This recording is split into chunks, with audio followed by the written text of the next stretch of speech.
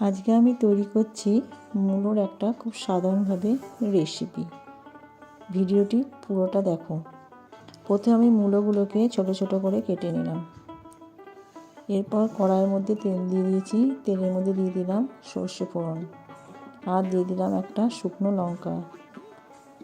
এবার এটাকে একটু ফোড়নটা হতে দেবো। দিয়ে মূলোগুলোকে আমি কড়াইয়ের মধ্যে দিয়ে দিচ্ছি। তবে এটা বেশিক্ষণ ধরে নাড়তে হবে, তাহলে জিনিসটা আরও বেশি খেতে ভালো হবে। এটা ভাত রুটি সব কিছুর সঙ্গে খাওয়া যায়, এমনকি শুধু মুখে ভীষণ ভালো লাগে। তোমরা বাড়িতে করে দেখবে। এরপর মূলোগুলোকে আমি নাড়িয়ে নিচ্ছি একটু হালকা হালকা করে। এর মধ্যে দিয়ে দিচ্ছি হলুদ, নুন আর একটু শুকনো লঙ্কা দিয়ে ভালো করে এটা নাড়িয়ে চাড়িয়ে নেব। আর দিয়ে দেবো একটু চিনি। ভিডিওটি দেখতে থাকো আর ভালো লাগলে লাইক করবে, বাড়িতে করে দেখবে, ভালো লাগলে একটা করে কমেন্ট করে দিও। বন্ধু হয়ে পাশে থেকো। এইভাবে আমি নেড়ে চেড়ে পুরোটা ভালো করে 2 মিনিট 3 মিনিট ধরে নাড়ব।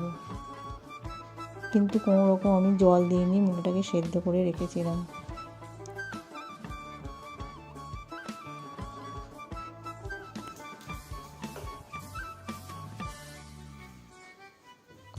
ভালো করে নাড়িয়ে চাড়িয়ে এবার নামিয়ে নেব। হয়ে গেল আমার এই রেসিপিটা।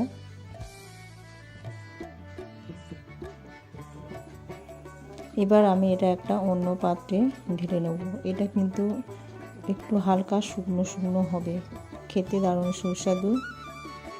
দেখেছো কত সুন্দরভাবে নাড়াচাড়া করে এটাকে নামিয়ে নিচ্ছি। দেখিয়ে দিলাম খুন্তি করে কতটা সেদ্ধ হয়েছে। ফিরে আসবো আবার একটা নতুন রেসিপি নিয়ে।